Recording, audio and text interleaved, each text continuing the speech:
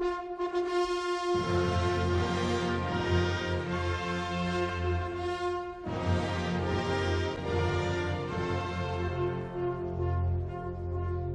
veterans need your support. Foxfield Farm for a Recovery Mission is a not-for-profit organization that has been established to provide an equestrian groundwork training program for U.S. veterans with PTSD and related issues incurred through military service. This curriculum will be offered at absolutely no cost to any veteran participating in the program. This foundation will also incorporate the repurposing of rescue horses and locating new, responsible owners. The synergy of the work invested by the veterans to aid the recovery of these horses is equitably therapeutic. Please go to our website to be a supporter, www.foxfieldrecoverymission.org. Thank you.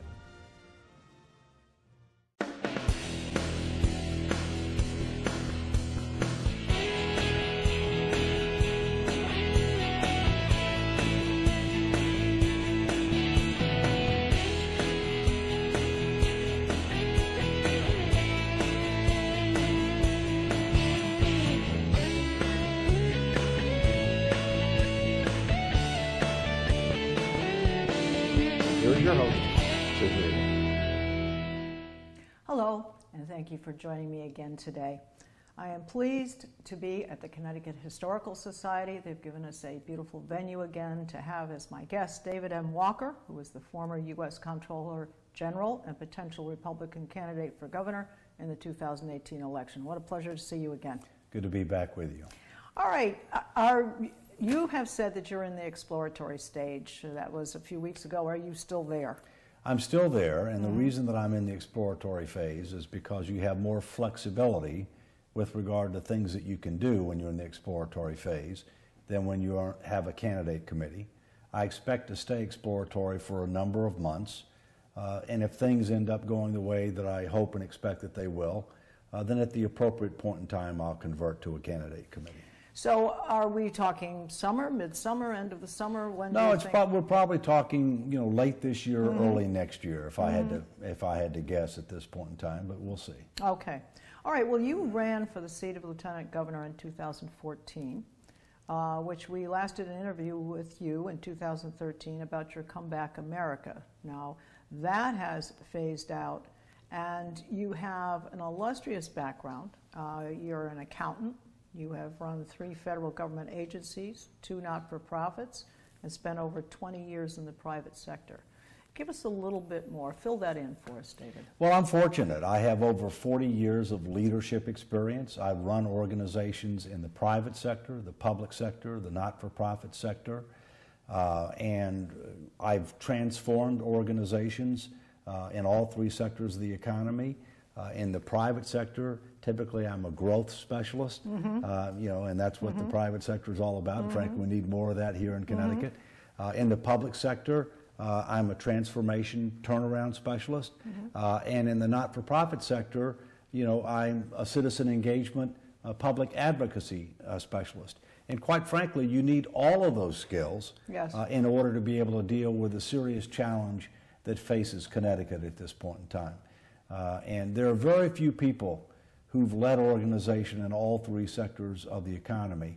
And so I consider myself fortunate, but it's prepared me well for this particular opportunity. And very successfully so, because when you were in your federal position and you were on a national basis, you served under 2 different parties too. So you're... Well, I've had 3 presidential appointments, Reagan, Bush 41, and Clinton. I've served under 4 presidents' terms. I've been confirmed by the Senate unanimously 3 times when different political parties control the Senate. And there are very few people on the planet who can say that. Yes, that's quite true. Well, after the lieutenant governor race and did not succeed there, and you had phased out the Comeback America, it appeared as though you were going to kind of retire from the scene, as it were. What has inspired you to come back and say we can do this time? Well, I wasn't ready to retire, but I was contemplating where I was going to be, because you have to keep in mind that I'm not from Connecticut originally, although I've lived here now 8 years. I don't have any family in Connecticut, And quite frankly, Connecticut is not very friendly to retirees That's quite true. at all. And that's one of the things that needs to change, quite frankly. And, you know, after the 2014 race, I was very concerned with the outcome of that race, and that as a result of the outcome of the race, that the state was going to continue to decline. And guess what? It has continued to decline. And so I actually tried to sell my house for a short period of time, but because of the failed policies at the state level and the local level, I live in Bridgeport, Connecticut, Right. I wasn't able to do it. And, you know, I'm a specialist in fiscal responsibility and government transformation and turnaround experience. And I finally decided, look, it's either fight or flee. Yes. And I had a number of business leaders from Connecticut who have lived here their entire life, multi-generations, whose business is dependent on the Connecticut economy, recruited me to run for governor, who said, you're the person, the right person at the right time in this history of Connecticut. And I ultimately decided to pick up the mantle. Yes, well, I think what's occurred since 2014 is that this has prompted you to pick up the gauntlet to do this. I think you like challenge. And I think the Republicans are looking at unseating the Democratic majority leadership in Connecticut's administration.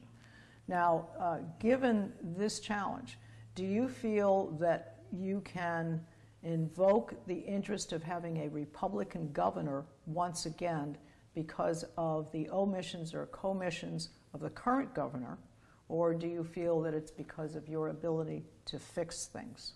It's a combination. You know, the fact is that, you know, I now work for PricewaterhouseCoopers. I just converted to independent contractor status because, needless to say, Yes. you know, having this effort for governor is going to take a lot of time. Yes. And basically what I do is I'm a senior strategic advisor for them. I advise the top leaders in the firm. I advise governors, cabinet officials, other top government leaders, both domestically and internationally, on a lot of the issues that we need to do here in Connecticut. All right? So the contacts are phenomenal. Well, the contacts are good. But the other thing that I do with PricewaterhouseCoopers is I actually rank the states every that's year. interesting. And, you know, Connecticut ranks number 47 out of 50 in relative financial condition. It represents, it's in the bottom category for competitiveness. And it's not just a net outbound state, meaning more people leaving than coming. It's actually losing population. And so, you know, the USS Connecticut, if it was a ship, yes. and by the way, it was during, you know, it was the flagship during the for the fleet that went around the world during Teddy Roosevelt's tenure. It's gone from a flagship state to sinking, and I truly believe that 2018 is our last chance to save it from further decline. So I think, you know, the policies that have taken place over the last number of years, not just the governor, but the state legislature, have been the wrong policies. And you know, the numbers speak loudly. I mean, here we are in May. The end of the fiscal year is June 30. We've got a $450 million deficit when just a few months ago they thought we had a small surplus. And if that's not bad enough, you know, we've got a $5 billion estimated deficit for the next 2 fiscal years starting July 1. You know, when It's a we've had long-term debt thing. we've got a structural problem that nobody has begun to deal with. You know, basically they continue to put Band-Aids when we have fiscal cancer. And so you need somebody who not only knows what needs to be done, and I do, but somebody who has the courage and commitment to do what needs to be done. And quite frankly, a typical politician will not do that. You know, they're concerned about getting reelected. They're concerned about what's the next rung on the ladder that I'm going to seek, if you will. That's not who I am. That's not what I'm all about. Governorship is a means to an end. It's not an end in and of itself. Well, it would seem that you are vested in helping Connecticut because it needs help. You're the person who can fix it. You're the person who knows how to approach that. And what would be one of your first steps in doing so? Do you see union contracts reforming those situations, those contracts? Is that part of the solution? Well, it's clearly part of it, but let me tell you one of the reasons why this eats at me, all right? My family came to this country in the 1680s. I'm a member of the Sons of the American Revolution. My wife's father's family came in 1608. Her mother's family is a distant relative of Ponce de Leon, so I'm a relatively new person, right? Yes. And so we take seriously things like the Constitution, like the very proud history that this state has had. And it really upsets me that the quote-unquote Constitution state is in such a terrible shape and that it doesn't even follow its own Constitution with regard to balanced budgets, with regard to spending caps, etc. And so I've just had enough, you know, and I think I have the ability to be able to change course. Now, the answer to your question with regard to labor agreements, yes. There's no way that you can restore the competitive posture and the long-term fiscal condition of this country, of this state, unless you restructure the labor agreements. The fact of the matter is that public sector workers, state workers in Connecticut, have the highest premium in total compensation as compared to the private sector of any state in the union. And it's not because they're overpaid with regard to cash wages, it's because their benefits are way over the top. Right. Health care benefits, retiree health care benefits, pension benefits, they're much more generous than other states, and they're more generous than Fortune 50 companies in many regards. And so one of the things that we're going to have to do is that we're going to have to restructure those in a way that is fair to employees, retirees, and the taxpayers who have to pay the bill. Sure. The truth is nobody has represented the taxpayers at the bargaining table for 30 plus years. And now we're in a situation where we must relook at that. Now, I'll try to do it through bargaining, but if we can't accomplish it through bargaining, we'll do it through legislation, because these benefits are not guaranteed by the Constitution of the state. That's an interesting point. Okay. All right. Unlike some other states, they are a property right, and property rights can be overridden by what's in the collective best interest of the people of the state of Connecticut. So again, I'm committed to try to do what's fair to all parties concerned, all right? But you know, the fact is that this administration and the last several administrations have caused the situation to get worse rather than better, and time has run out. Well, we have young people. We have very good schools, very good colleges, university, public colleges, and so forth for people to attend here. But the young people are fleeing. So They we can't don't find have a job. jobs. Yeah, Right. we don't have the jobs. So we have to also develop the private sector too, because the business arena is so unfriendly. Though the companies don't come here. One of the solutions is to pay companies to stay here, or To bribe them to stay. or get them to come in. Right. Not a good solution. No, look, I mean, we are very business unfriendly. The fact of the matter is the chief executive officer of the state, the governor, spends little to no time interacting with top chief executive officers of major employers in this state. And one example is General Electric. The last governor to contact Jeff Immelt at General Electric was our governor. And, you know, you had many governors from around the country reaching out to him to try to get him to relocate. As we all know, they ultimately decided to go to Massachusetts, not to, you know, South Carolina or Texas or Georgia or whatever, although we are competing with those other states as well. We're the second most regulated state in the union. It's way over the top. We have the highest retail electric rates of any state in the continental United States. We have a deteriorating critical infrastructure. In addition to that, we're the only state in the union that has a gift tax. We have a non-competitive estate tax. And these types of issues aren't just important to hedge fund people or investment professionals. They're important to top executives and you know, in companies who are concerned about their families and, you know, who have options. And so we're in a situation now where we have to create a much better business climate in order to be able to grow the economy. But we also need to do it without increases in taxes, because, you know, we've already got a tax challenge, if you will. So that means that we've got to restructure the size and scope of government. Government's grown too big, promised too much. It needs to be restructured. In order to be able to create a climate that will promote growth, not just today, but over time. Businesses can read financial statements. Yes. If you read the financial statements of the state of Connecticut, the bad numbers aren't on the balance sheet. The bad numbers are in the footnotes. $22 billion in unfunded retiree health care benefits. $26 billion in unfunded pension obligations. And by the way, the numbers are actually worse than that because the assumptions that they use to calculate those numbers are not realistic. Are not accurate. Yeah, and so, we need to start treating the disease. We need to start being truthful to people about where we are, where we're headed, how we compare to others, and what do we need to do in order to create a better future in this state. And that's what I'm committed to do. Well, one of the things that I think they're talking about, we're talking about pensions, we're talking about meeting union contracts, agreements, and so forth.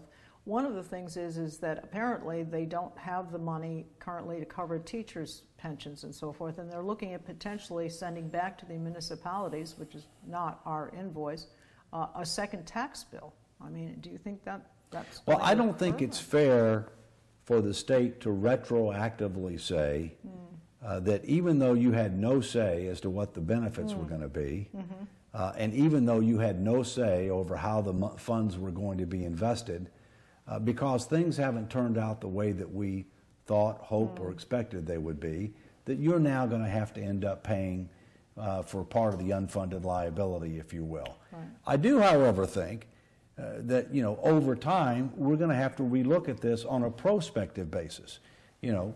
Education is delivered at the local level, but if you want the localities to assume more financial responsibility, you need to give them more authority to be able to negotiate the benefits, with their work, with their teachers, so that there's a better matching of cost and benefit, and so they have more control over what that obligation might be on a prospective basis. So I do think you're going to ultimately see something happen that way, but trying to change the rules of the ball game retroactively is not the right way to do it. It's very unfair. Now, we live in Granby. We happen to have an exceptionally good school system there. It's run very well. The cost per student is low compared to the academic actual grading that the students end up with. It's very good. It's very complete. And this year we're now looking at, one of the things that I see that happens when we attended the budget meetings is that they are trying to anticipate the budget they will need to set and what they need to cut or what they can't meet or what obligations, because the budget needs to be done before June 1, but they don't know what the state will do and what they will come to. Do you see being able to change that timing? We need to do something that will allow for better planning and execution of municipal budgets. The state is making decisions way too late in the ball game.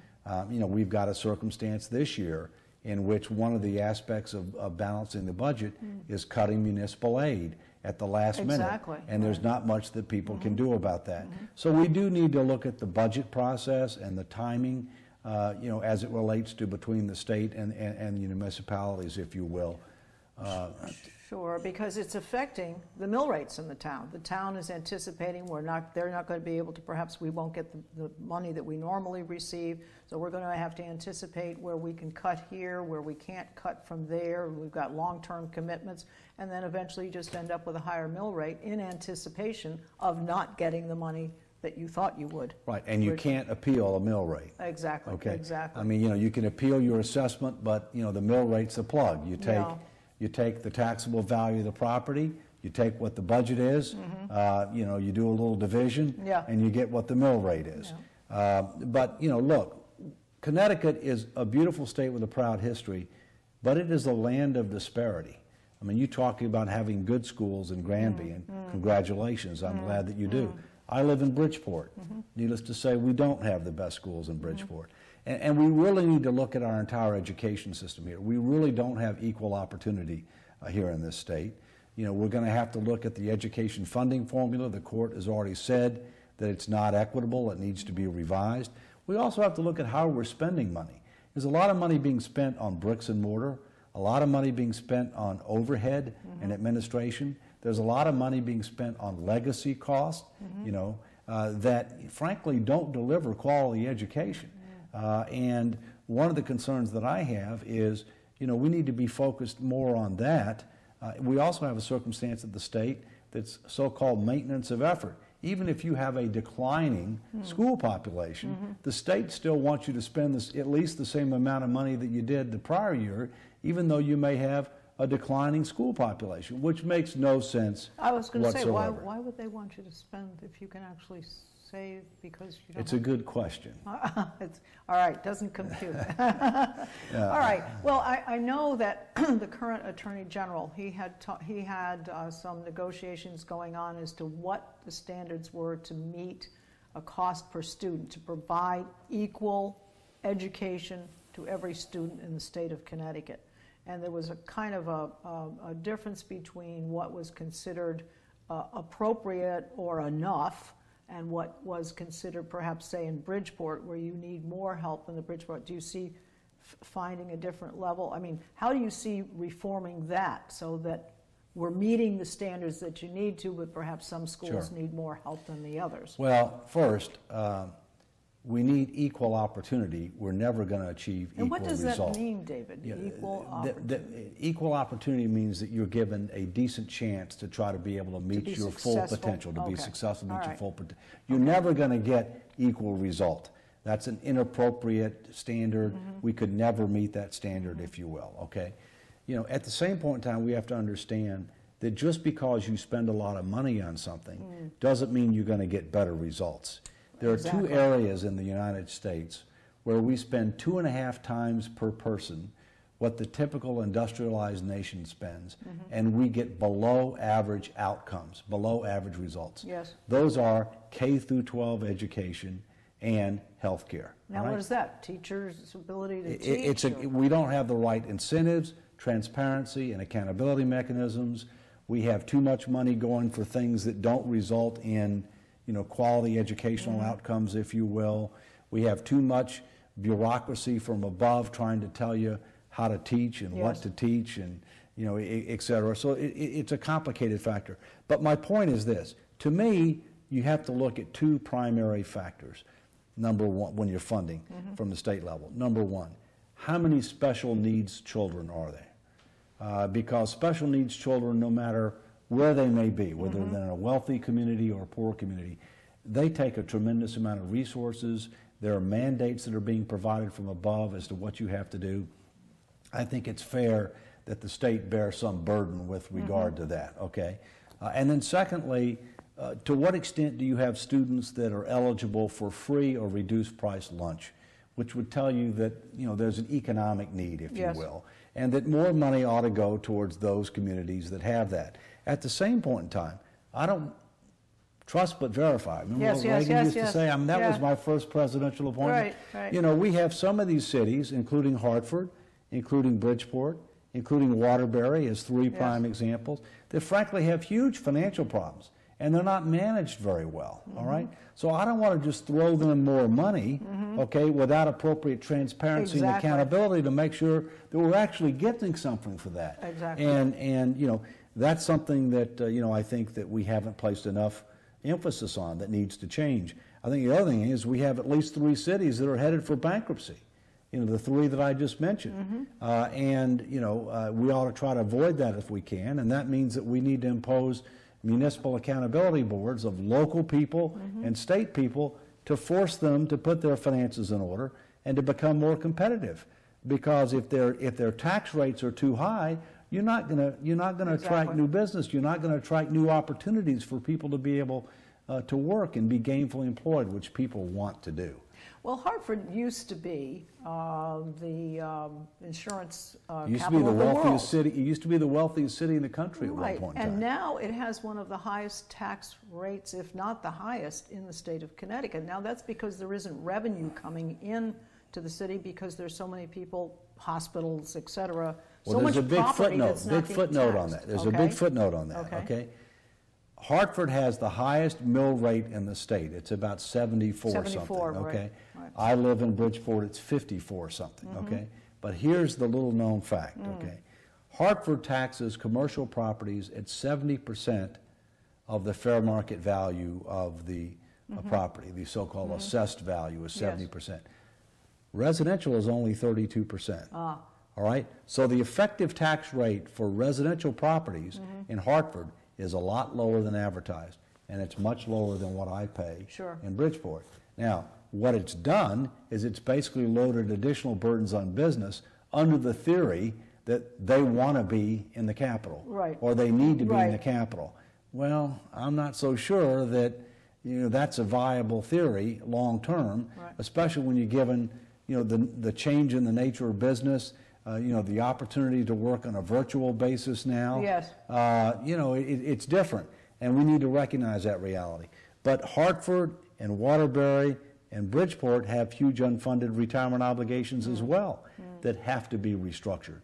Because if they're not restructured, then their taxes are going to continue to go up. It's just a matter of math. And you're going to have to take the money from the other towns, and the other towns that are fiscally responsible, let's call them fiscally responsible, are going to have to chip in to make Well, if you think that, and you're not going to be able to pass the hat to do it. I mean, Mayor Bronin has tried to pass the hat to the surrounding towns to say, you need to help us.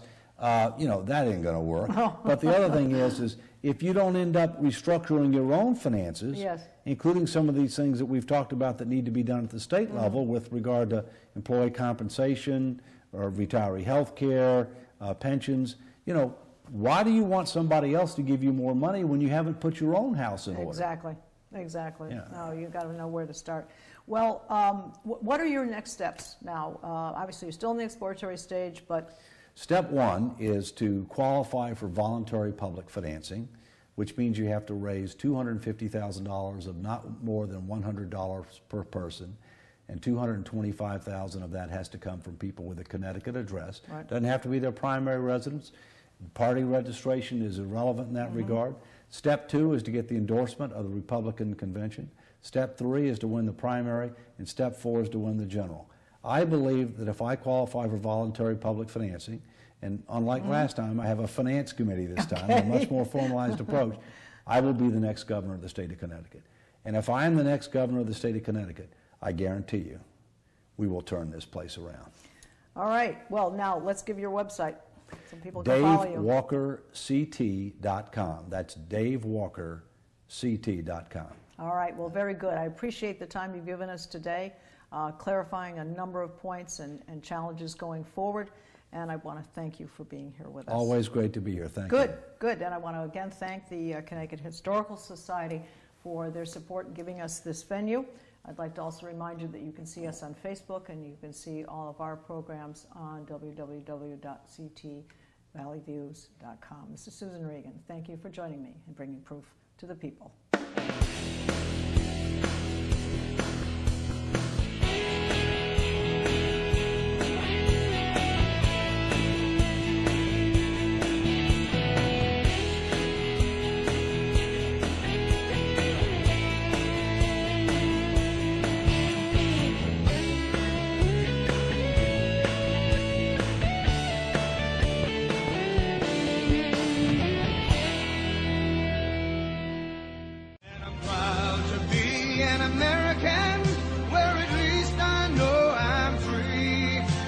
I won't forget the men who died, who gave that right to me, and I gladly stand up next to you and defend her still today.